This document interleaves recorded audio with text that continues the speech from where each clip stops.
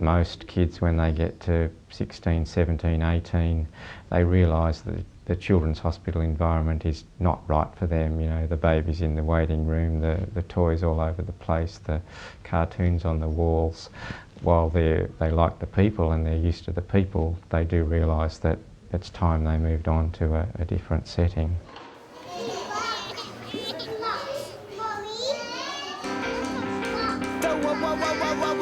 Weekend is the weekend and it's sunny in the park. Well, I stay here with my beer and fish and chips till the gas stop. I got a lot of homework, but homework you can't wait. I never start my homework till it's already too late. My parents say think about your future and my teachers say the same, but it's hard when there's a basketball game at the park. It's 1998 and everybody's saying, Harry, you're gonna be a lawyer someday.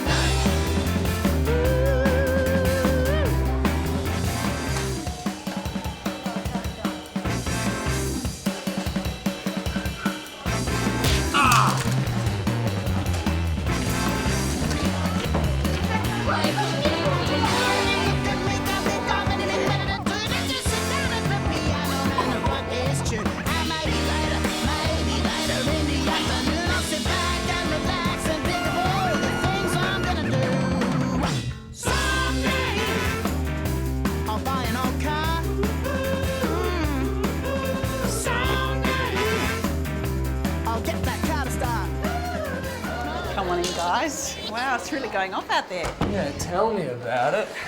I won't miss this scene when I go. I'll certainly miss you though, Rebecca. You've been wonderful. And I will miss you too. How long has it been now? 8 years since I first started looking after you? Plus 5 years with your other nurse. Oh, Marion, that's right. She was fantastic, wasn't she? Oh, for Pete's sake, Mum, would you put yourself together, please? Sorry. Look, I'm just going to take a walk, all right? Well, I think when the time comes for transition, everyone's feeling a bit anxious, the young person, their parents and their doctor. So I guess we're trying to reassure them that things will work out, things will feel different when they move to the new system, but when they get there, while the environment will be different, they'll still have caring health professionals, there'll be resources for them to help them look after their diabetes, and they will settle in. Sorry about that. You'd think it was her leaving, not me. Well, her life is going to be very different after today too, Kyle. Why? Why do you think she's so upset? You know, she has to start letting go of you now. Never really thought about that. And believe me, she has a lot to worry about, because once you start getting out and about, your diabetes is going to take a back seat. But Kyle, you have to give it some sort of priority in your life, okay? I mean, it's at least up there with dating, yeah? Yeah, I suppose. I mean, if you think about it, without good management, there mightn't be any action going on in that department anyway. You're a shocker, Kyle. I'd been going to the children's hospital since I was 5, and when I was about 15, I decided it was time to stop going. It was for a lot of reasons, mainly because I was 15 and I thought I wasn't a child anymore and shouldn't go to the children's hospital. I started seeing another doctor privately, and it was just easy just to brush things aside. I'd just go in there, I'd make up some blood tests. I was feeling fine. I was running on high levels and burning ketones, but you know, getting through each day, and I didn't think anything would ever happen to me. But things go wrong. Now, tell me, how'd you go with your exams? I think I aced them, particularly economics. Right, did you need to use any of your special provisions at all? I was a bit hyper during English. I had to take a couple of wee breaks, but that was all. I had a snack there waiting for me, but I didn't need it. Fantastic. Sounds like you really looked after yourself in the lead-up. Maybe. Okay. Let's get down to business. Yeah, shoot. Now, I've sent a letter up to the new clinic. Your first appointment's in 3 months' time. I've written down the date for you. You remember where to go? Yep, 3rd floor. That's right. Oh, and here's your memory stick back. I've loaded up all your results for the last 12 months, plus some of your medical highlights over the years. How are you feeling? You all right with all this? Well, yeah, it's going to be different, I think, but better. And I mean, I've really grown out of this place. Well, you know. Yes, I know you have. But I bet it won't be long before you and your new care team are speaking the same language. Yeah, maybe. I think the most important thing is to build that rapport, to have that continuous care with someone that you trust, someone that knows you and knows that you're not just a diabetic, but you know, you've got these interests. It's a really long-term thing, diabetes. It's not something that goes away, and you need to put in a bit of effort to find the right person. But it's not just magically going to happen, you know, Kyle. You really have to keep up your end of the deal. Like if you're not gelling with your new doctor, you can ask to see a different one. I can do that. Sure. And later on, if the public clinic isn't suiting you, you have plenty of other options. You can go and see a GP to help you find a private endo or educator, yeah? Yeah, I know. As time goes on, you might want to ask about new treatments, new ways of treating your diabetes, and it's important that you ask and not just be passive and do what you're told. Unfortunately, mate, we're going to have to wind this up. The natives are restless. Yeah, sure.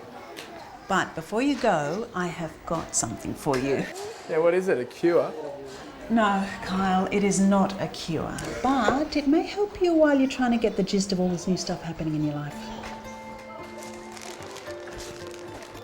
Wow! Cool! I think it might be best if you open it when you've got some private time. Come on, Beck, you're killing me. What is it? You're coming up to a tough time in your life, Kylo, and this will give you an edge. Sort of like a second skin. And it's something that you'll share only with other young people going through the same life challenges. You won't need it forever. So it has a use-by date then? Well, not exactly, but you will know when you don't need it any longer. When people make that jump from doing something because they're told to do it and looking after their diabetes because they want to look after it effectively, that's when I know that transition has been achieved. Sorry, did I miss anything important? No, not at all. Mum does the same old stuff. And in fact, I was just saying to Beck how I'm all over this whole transition business. Oh, really? Well, that's marvellous. Don't worry, Maureen, he's going to be fine. Oh, you're an angel, Rebecca. Thank you so much. You are welcome. Bye. Thank you. Without a trace falling. They still should regard their diabetes team, their parents, their close friends, their partners as people to help advise and care and facilitate things for them. It's a matter of people taking things at their own pace, at a pace they feel comfortable. It's a gradual process. It's not a sudden process that happens one day when you leave the children's hospital.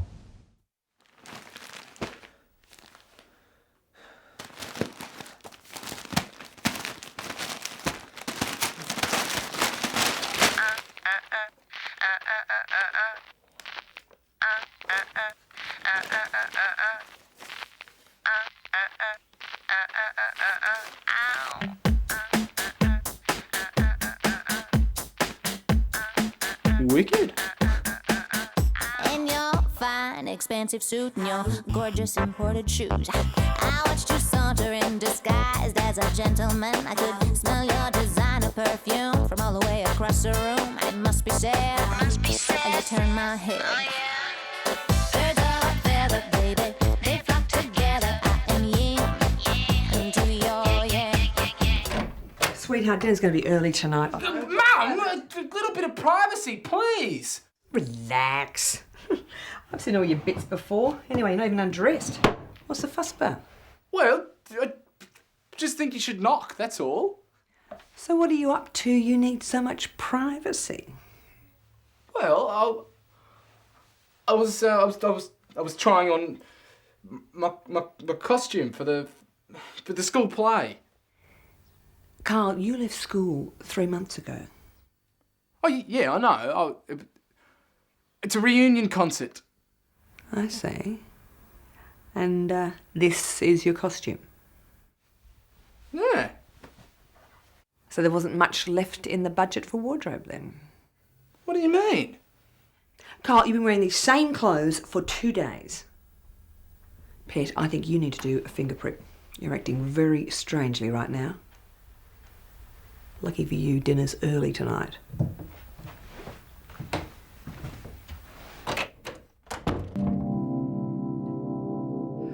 It's sort of like a second skin, and it's something you'll share only with other young people who are going through the same life challenges. She can't see it.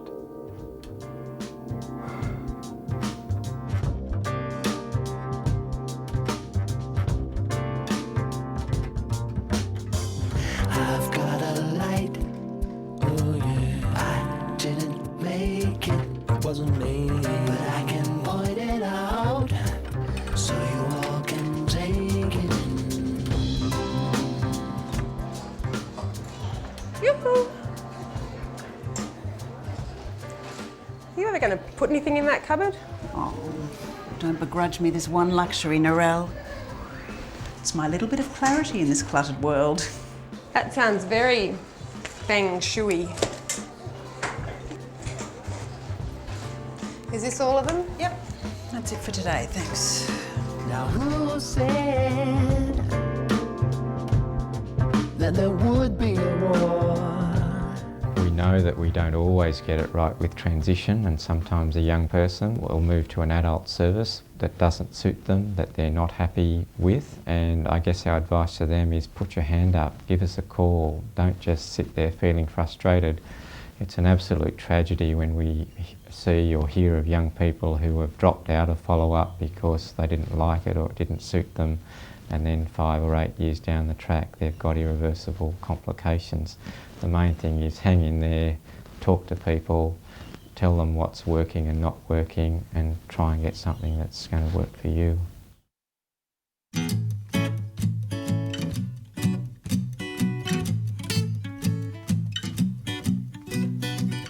What's your excuse for living like you're somebody different? You're no. Do you know that girl? Well, you're on the road. Tell me what's the reason behind all your frustrations? It's a bad situation. Can you trust me?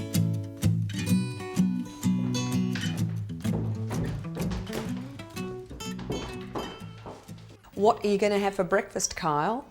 I'm too nervous to eat. I'll get something later. Oh, for heaven's sake, you're going to do something a lot more substantial than that. Mum, I'll get something later. We've got to go. We're going to be late.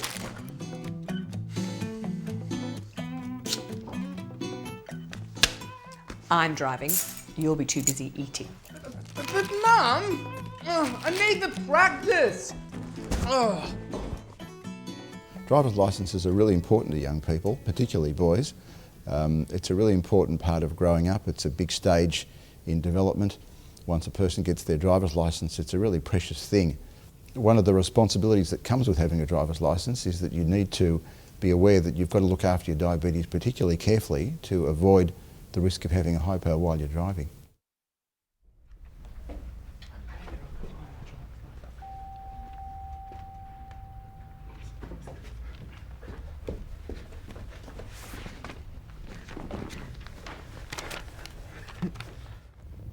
You look like you just swallowed a canary. Excuse me?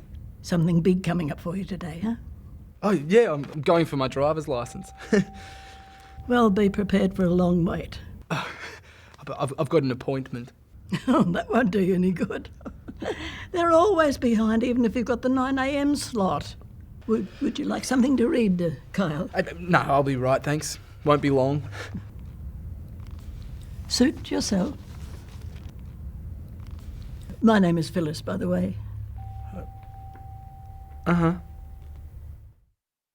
When you jump in the car, you wouldn't think about doing that if you'd been drinking alcohol, for instance. Well, it's just the same with diabetes. When you jump in the car, just think, is there any possibility of having a hypo? Should I be checking my blood sugar? You know, just pull out the little machine and take a test. It doesn't take very long. Make sure that you've got a muesli bar or some lollies in the glove box, just in case you might need them. When you're driving, it doesn't matter if you run a little bit high, if you're feeling a bit funny. It's much better to do that than to take the risk of having a hypo, which could lead to a crash, and then you could hurt yourself or somebody else.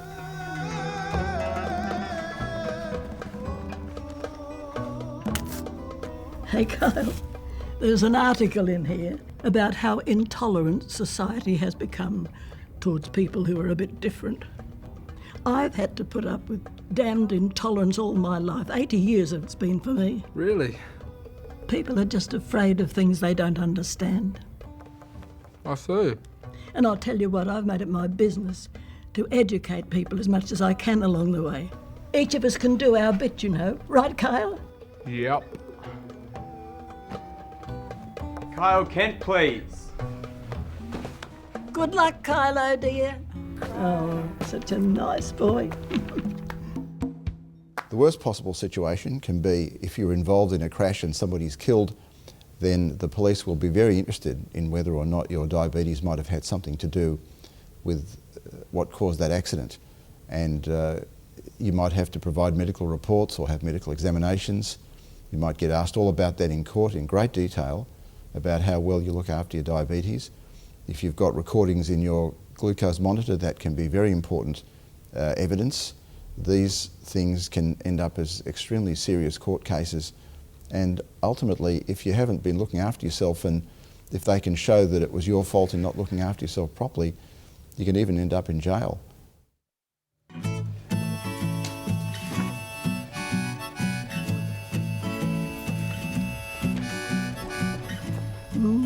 By the look on your face, you've had a win.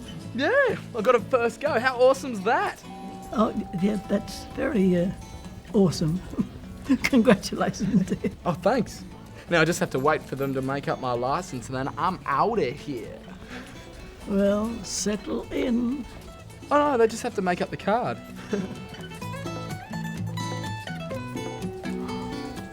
She looks awful in that.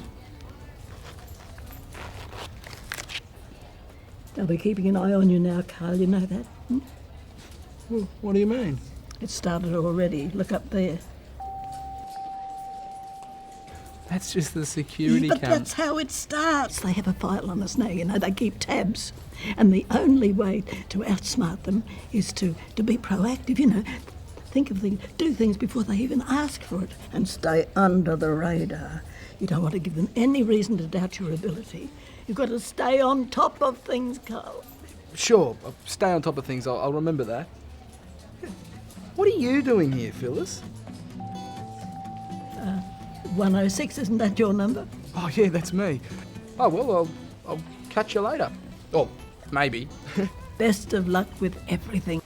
Thanks. And you take care. You need to let the driver's licensing authority and the insurance companies know about details of your condition.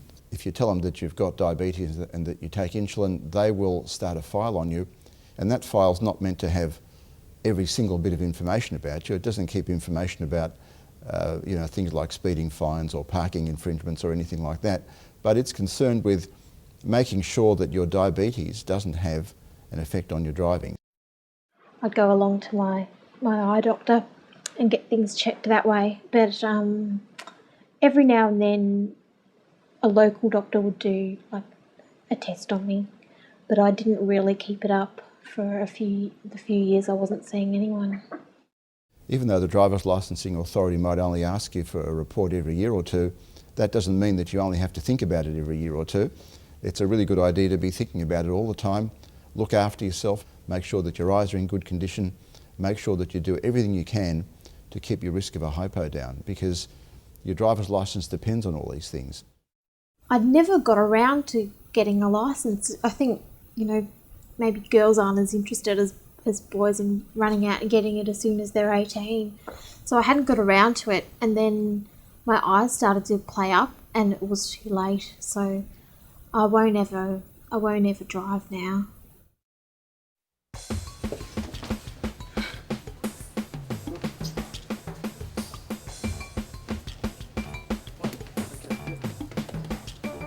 Sir, can you put your hands down, please? Yeah, thank you. And perhaps just a little more natural. Yeah, yeah. Not so happy. Not so happy. Yeah, but yeah, that's good. No, sorry, sir. Can you just a bit more natural? You can just turn your face. Just watch the red dot up here, sir. Just relax, sir, please. Just relax. Just look towards me, sir. Thank you. No, nice and natural.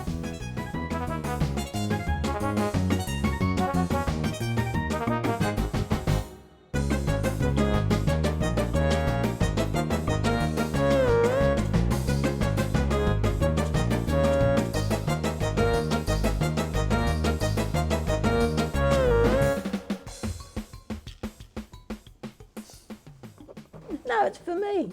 I've come to apply for the job. Thanks, darling.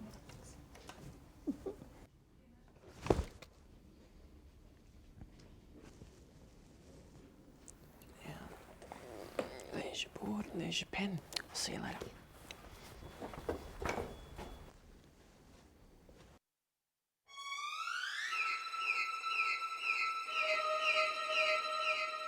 Why do employers ask about a person's medical condition? And there are a number of reasons for that.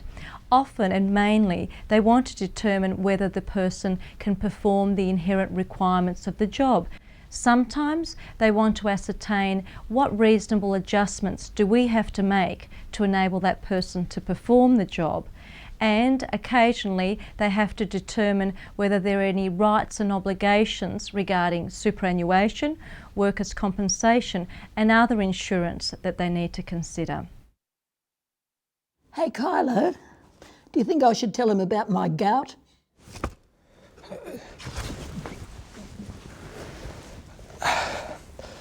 Now, Phyllis, are you sure that this is the right kind of job for you? Look, I think it'd be lovely to chat with people all day and get paid for it. Yeah, sure. So, how do you think I should answer this question about the medical condition? You see, I'm 85 and I've got quite a few things going on. There's nothing wrong with my mouth and I've got a lovely phone voice. Well, I think that you should probably just be honest. Yes, but if I can't explain myself, they'll make up their mind before they even meet me. Yes, but if you tell them after you get the job and it does somehow affect the way you work, well then that's not very fair on them. Makes me mad that there's some ignorant, unseen person in there who has the power to deny me the job because they're afraid of something they know nothing about. You're right, Phyllis, but if there is some ignorant person in there who doesn't want to meet you and get the facts, would you really want to go and work for them? Well, no, not really. No. Whilst there is no special legal requirement for disclosure, there could be consequences, legal and otherwise, which could flow from that non-disclosure. For example, a person could collapse at work and they may not receive timely and appropriate medical attention because the employer is unaware of the condition. Also, a person could jeopardise their workers' compensation or other legal claim arising from their medical condition, and an employment relationship could be jeopardised because it has been shown that the person has been untruthful. And I guess I shouldn't prejudge my potential employer either. They could be a really decent and understanding person. Overtime? You got to be joking, mate. Nah, just give him a six-pack and pat him on the back. Nah, the light stuff will do him. Yeah, anyway, I got to go, mate. The next victim's here. Yeah, all right, cheers. Take a seat, mate. I'm Kyle. Let's just get to the point. Why do you want to work for us? Well, I really like the way the ad sounded in the paper. Huge pay, small hours, doing nothing. Sorry, kid, that was a misprint. Should have said small pay, huge hours, nothing doing. Anyway, moving on. It says here you've got some medical condition. Yeah, it's diabetes. But it also says a whole bunch of other stuff there on the page, like about my work experience, my job at the drive-thru. Like, why don't you ask me about any of that? Getting a bit cocky, are we? How receptive will employers be to requests for having time off or having meal breaks more frequently? As with any life issue, the range of responses is quite expansive, from exemplary to disgraceful.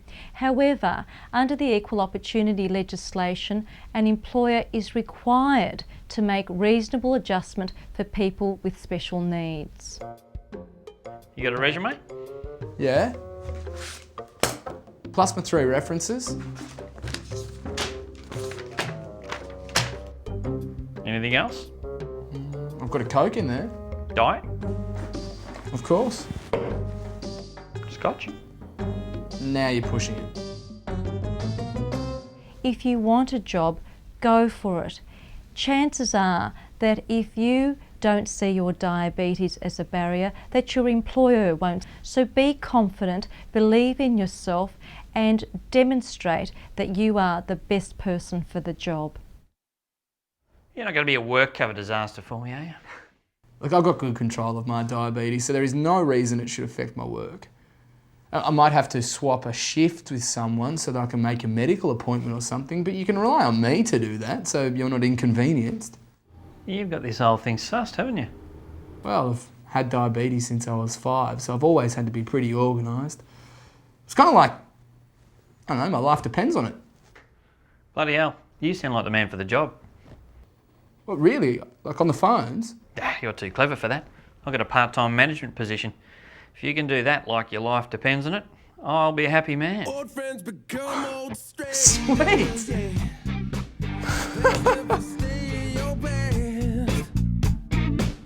What we conceived as forever, yeah. Like rainbows will never let go. It's a traditional rite of passage for people to be in a share house or to live in accommodation on their own.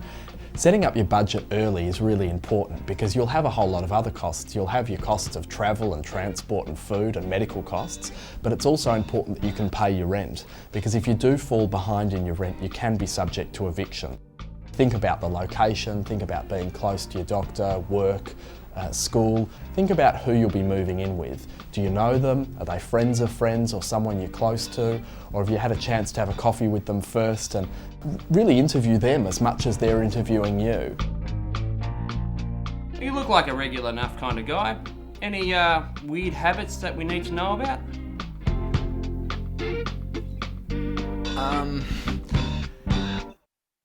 In a share household situation, you are sharing with other people and you're sharing your lives and often meals. So it might be a good idea to talk to your housemates about your condition. It might make it easier for you, but there's absolutely no legal requirement for you to disclose your condition to anyone in your house, to your real estate agent or to your landlord.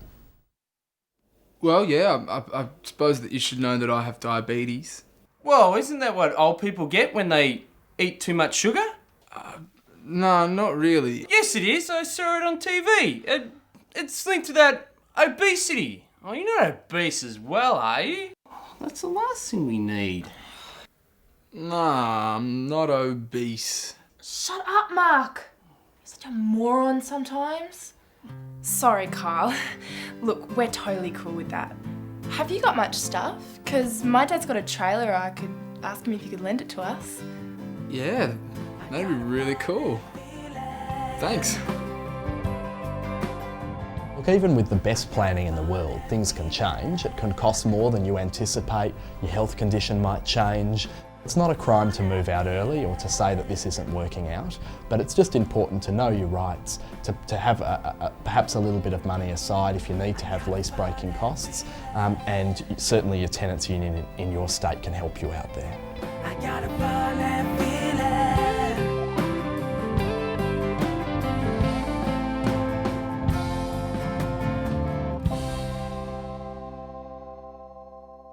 For families of young adults who have to leave an area to go and work or get education somewhere, often it's a time of a lot of anxiety, If they've got the opportunities and they can go down and settle the child into some accommodation, make sure they're set up okay, they know their way around, that they're happy with their job or their university that they're going to. I think that gives them a bit of peace of mind. The university recognises that in the span of a 3, 4, 5, 6, 7 year degree that people have special needs at various times and that they do care and do want to support you. It can seem like they're big, anonymous, unfriendly places when you start, but the truth is that there are lots of supports there to help. Universities want people to achieve their best, and so if it means that you need special access or special arrangements or a break during the exam, then that will be arranged because you need to be assessed at your best too. What I often see when young people go through transition and move away to university or to another city to work is that it's really exciting and they're experiencing a lot of new things, and they often forget about their diabetes. There comes a time where things are settling down, they're settling into their job, they're facing the realities of having to be independent and do everything themselves, and that's a time when often they may struggle a little bit, but they also start thinking about, oh, what's going on with my diabetes, and they will often go looking for a healthcare provider, a GP, and if you're having difficulty finding that person, don't give up. Ring around, use the telephone. There's websites that you can access, get into a chat room, ask people who are living in the same city as you, who they find works for them, because there's people out there who'll let you know, and they've been there ahead of you and they've sourced people out, and they can link you up with someone that they find is really good. At most universities there are what are called disability services. Students with diabetes don't identify with disability, and that's fine and good. However, there may be times when they do need that extra support, and I think it's important to think of themselves like every other student, and from time to time every other student has special needs. So rather than seeing themselves through that filter of disabled, see themselves through the filter of needing support at this specific time and being mature enough to get their special needs met. A lot of rural kids suffer with depression just because of the loneliness, and they get homesick. And for the parents that's very upsetting as well. Trying to sort of just negotiate getting them to stay there, not to come home, to try and work through it so that they can successfully just make that transition. Young people find it hard to go to a counsellor, as does anybody, I think. It's often viewed as an admission of failure, that you can't solve your problem yourself. It's often difficult to talk to a stranger. Lots of young people say, but I don't know you, how can I tell you about my problems? And that takes a little while to get over. Sometimes people are afraid of confidentiality, that maybe I or another counsellor would tell their parents or somebody else about their problems, which of course we don't do, but people are still fearful of that.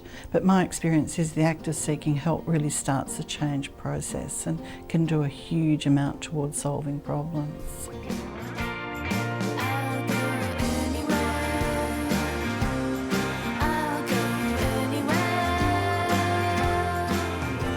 So one thing that young people would love to do is travel. But for people with type 1 diabetes, there are a few extra considerations. So one thing we really strongly encourage is for them to plan well for their trip. If you're going into an unfamiliar territory, even if it's just for a night or two, it's a good idea to take some form of identification to state that you have diabetes. So it might be your medical alert bracelet or necklace, and your NDSS card's also a good idea. It's also really important to have contact details of your family or next of kin available in case you need them. Anywhere with you. Liam, what do you reckon I should do with my extra supplies? Should I put them in the backpack or do I take them on board with me? Well, how much do you think you're going to need on the plane? If you count all the stopovers, it's probably going to be at least 23 hours. There could be delays. Make sure your travelling companion's well aware of your condition and they know how to help you if they need to. If you do have a history of severe hypos, take some glucagon and make sure that your travelling companion knows how to use it. It's also a good idea before you go to jump on the net and just print out a list of the major hospitals in the countries you'll visit, just in case you need to access them while you're away. Well, I definitely want to keep all of my insulin with me and a few extra needles just in case my pen dies. And, well, I think I want to put all the other needles underneath. But then again, if they lose my bloody luggage... Yeah, that's a worry. I mean, not to mention we've got to get all this stuff through security. I've got all my needles, I've got my pen. They're going to be all over us. And then if it gets confiscated, I'm going to be screwed. I've got $200 worth of stuff here. Kyle. And I don't know... Kyle, calm down, sweetie. I'm sure you're not the first person with diabetes to get on a plane. You'll be fine. It'll work out in the end. When you have type 1 diabetes, routine's really important, and when you're travelling, that routine can be affected. And the things that can affect your routine are things like changing time zones, food serving times on flights, the excitement of travelling, tiredness, unfamiliar food and alcohol intake, and infrequent sleep times. In terms of changing time zones, it's important to adjust your insulin and meals, and how that happens depends on where you're going and what type of insulin you're on. Have any other sharp metal objects on your person today, sir? Nah, absolutely not.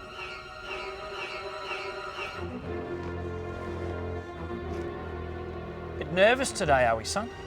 Bit worried, are we? Nah, everything's fine.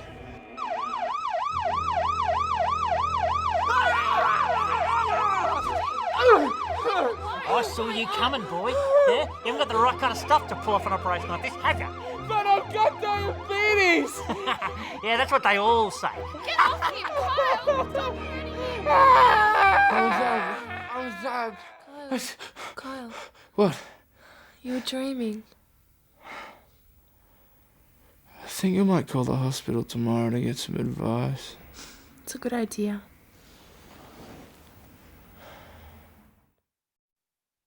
If you're going away for a longer period of time, particularly overseas, you really need to plan for it. So you need to see your doctor, and he or she will give you a letter outlining that you have diabetes and also the treatment you receive for that, and authorising that you need to carry your diabetes supplies with you. So you should take a couple of copies of that letter with you and carry one with you on your passport. So if you have health problems while you're away or problems at customs, you can just produce that letter. You right? Yeah, I was hoping you could help me out. I've got diabetes and I'm carrying some needles and stuff in my bag that I thought you should know about before I go through the thingy. Yeah, very wise, well done. Have you got something that proves your medical condition? Oh, yeah. I've got this letter from my doctor here, and I've got my NDSS card. Yep. Now, the letter should be fine. Okay, and the syringes are in this bag? Oh, yeah, they are. Can you just show me how they're packaged? Yep. There's that one. And that one. You'll be taking a lot of supplies with you when you travel, and it's fine to keep your insulin at room temperature, less than 30 degrees for a month. Extreme temperatures, either hot or cold, but particularly freezing, can damage the insulin, so it's a good idea to carry it in an insulated bag. Right, that should be fine. Just put your bag back on the conveyor belt and have a good trip. Awesome. Thanks.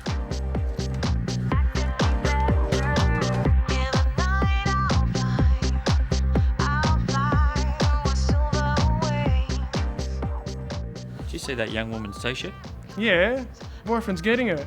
Yeah, well, let's just hope he doesn't get it on the plane.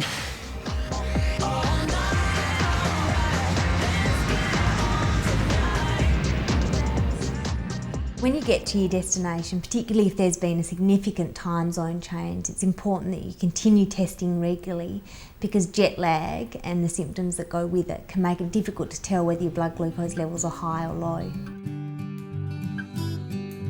Oh, wish I get my shit together. Don't understand the things I do. The major thing that is going to be different when you come to the adult hospital is that unfortunately the familiar faces are all gone. You've probably been with the same doctor, the same nurses now for a number of years at the Children's Hospital. You're about to meet a totally new team, a team that have skills in diabetes and assisting you that are now probably much more relevant to your life than the ones at the Children's Hospital. So you've got to give it a chance. Don't understand the things I used to do. Oh, wish I get my shit together. Don't understand the things I do. Sup, Phyllis? Long time no see. Yes, it has been a while. And your English has not improved in the meantime. And you're still causing trouble then, I see? You better believe it. You boys stop ganging up on me. Just get them to give me a call when you're ready, Phyllis, all right? You're a love, Jason. Thanks. See ya. So where does Jason fit into all this? Well, these days I need a little help to stay on top of things. And dear Jason is my driver. He's also my chief fun prevention officer. Oh, I mean, I know you've shown up in some pretty odd places before, but what could possibly make you want to come here? Same reason as you, my dear. I have type 1 diabetes, have done since I was 8 years old. And I'm here for my quarterly lecture. No way, really? It's a shame we have to be lumped in with all these old farts. Phyllis, keep your voice down, they might hear you. Nah, they're all as deaf as posts. So, I don't know, if you don't mind me asking, how did they manage diabetes when you were a kid? Oh, it was loads of fun. Every now and then my mum used to boil up my wee in a test tube and drop in these special tablets to see what colour it went. The syringes were made of glass and we had to sharpen up the needles with a wet stone. That is absolutely amazing. It's a wonder anyone survived. And good genes, you know, that helps a lot. No, you young uns have got it very easy with all this wonderful technology to help you. Look, I'm pretty grateful for it myself. Yeah, but you know, even with all these technological advances, they still haven't managed to find a way to cut down waiting times at clinic visits. Tell me about it. Kyle Kent? Ooh, your number's up, dear. Yeah, you said it. And I haven't been in for a while, so this isn't going to be pretty. Make small talk, Kyle. It really puts them off their game. Phyllis, you are incorrigible. Oh, and Kyle, love the suit. But how can... I might be 85, but I'm still young at heart, sweetie.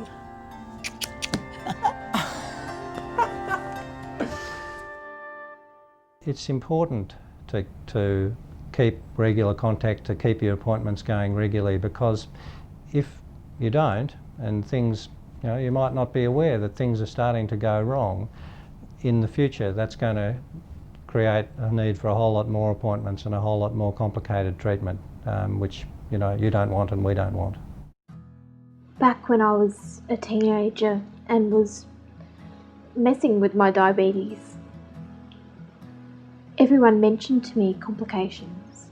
They told me, and I heard them, but I really never thought it would happen to me. And now it's put such a block on my life.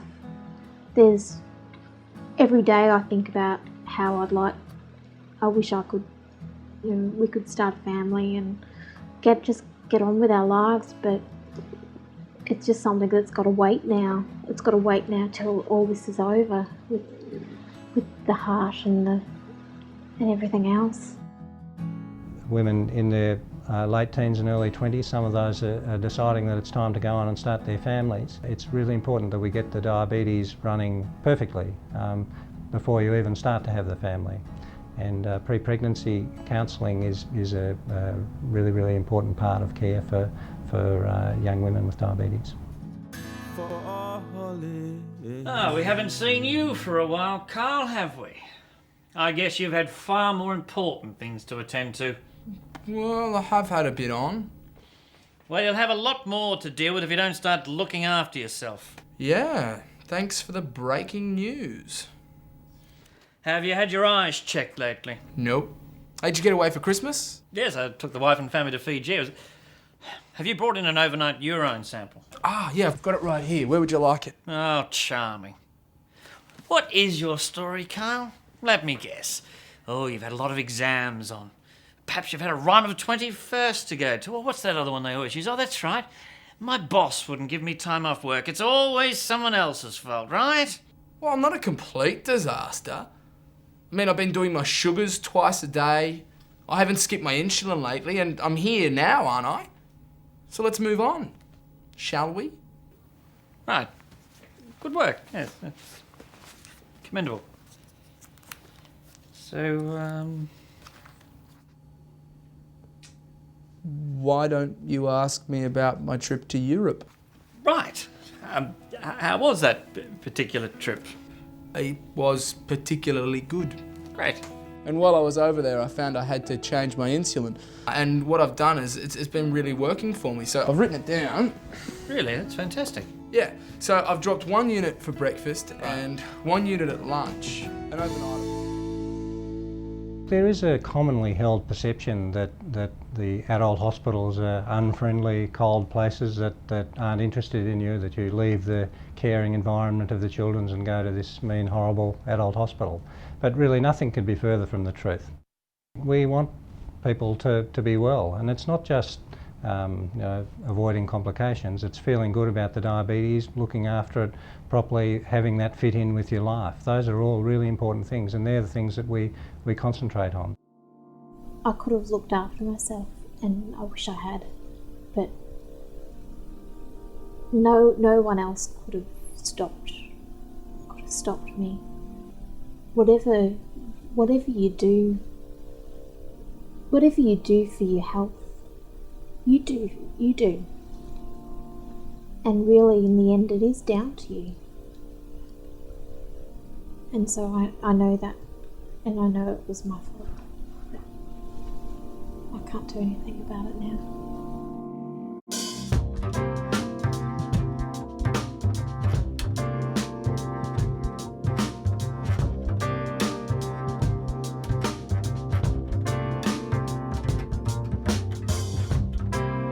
Now who said that there would be a war? At least one that's worth fighting for. And who is the purveyor of terror? Look around, I think the world is an error. I've got a light, oh yeah. I didn't make it, yeah. But I can point it out, so you all can take it in. I've got a light, oh yeah. I didn't make it, it wasn't me. But I can point it out, so you all can take it in.